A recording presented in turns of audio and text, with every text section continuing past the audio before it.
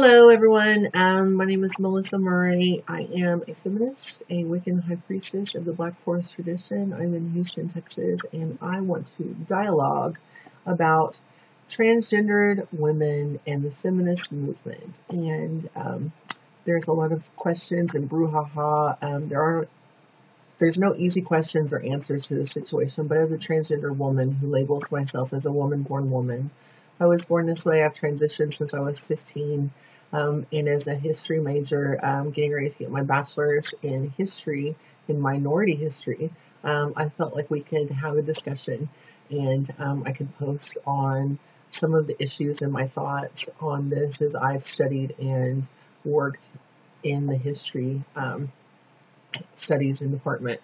The feminist movement was started, and a lot of people say that Gloria Steinem started the feminist movement. They look to her as the grandmother, and a lot of people don't realize that she was a white privileged woman and didn't intend for women of color or butch women or androgynous women or transgendered women to be a part of this. She was just looking at it from a white privileged woman's perspective and looking for rights for white privileged women. And when women of color started standing up and saying, hey, this is part of our movement too, when butch women said, hey, this is part of our movement too, when feminine women who wanted to wear makeup and to do their hair and wanted to dress the way that they wanted to dress, they said, hey, this is our movement too. And eventually transgendered women became part of the movement and said, hey, we're women, we're part of this, we're oppressed as well, and we want to be part of this movement too. Where does the schism come from? And a lot of people, at the heart, I believe, of the issue is, do you consider transgendered women or transgendered men women or men? From the beginning of time, we have had these binaries with a special space set aside for those people who were two-spirited or who didn't fit the dichotomy of the two-gender space. And the Burdesh, there were transgender priestesses who worked and who served the goddess, as well as gay men and gay women who also exhibited two-spirited attributes and didn't feel like they were part of a specified gender, a specified binary, and they were celebrated. But as patriarchy took control and evolved, then we were kind of forced into this division. And from the beginning of birth, it starts with blue or pink. It's a boy, it's a girl, and our whole life is planned out for us. And again, I would say that it's not quite that simple as we're learning. And there are a lot of different ways that gender can go. Gender can be expressed. It doesn't always align with the sex or what is between your legs. And we're seeing that people are identifying that they are not, their mental and emotional and their health and well-being is not aligned with the sexes between their legs. And a lot of parents actually are recognizing this as young people are allowed to transition at younger and younger ages and are flourishing. I transitioned when I was 15 and got kicked out of high school and left home because I was told that that wasn't acceptable. And for me, there was no choice. I just went ahead and did it. But things are changing, thanks to the goddess. And, I hope that they continue to progress. But again, getting back to the heart of the issue, are transgendered women really women? And, the feminist roots and the women's spirituality roots go back to the West Coast Lesbian Women's Conference in 1973. And there was a transgendered activist who was also a folk singer. And she was, the previous year until she was removed from her office as vice president, she was vice president of the Daughters of Bilitis. Her name was Beth Elliott. In her college years, she transitioned and she had a lover, Robin Morgan, who ended up moving to the East Coast and continuing feminist work and was part of the Gutter Dykes Collective. And at this conference, which was the largest women's gathering at this time, there was the discovery that Robin had a transgendered lover, and it is believed that to save face, Robin accused Beth of raping her and doing all sorts of things to her. And the Gutter Dykes Collective resorted to radical techniques, disrupting the conference, demanding that they eject Beth because she wasn't really a woman and that she was just trying to inject patriarchy, that she wasn't really a woman, she was a man trying to be a woman.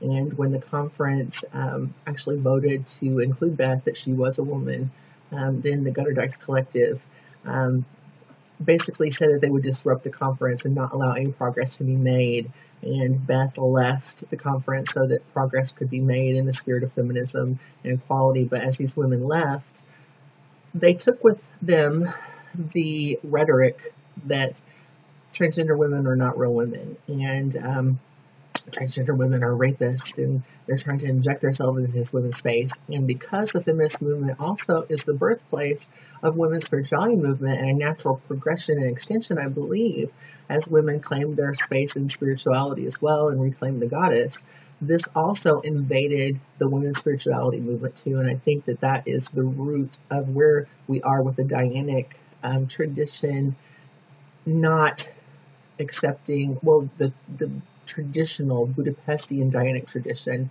not accepting that transgender women are women. Not all Dianics feel that way. Most pagans that I've talked to feel that transgender women or transgender men are how they are self-identified.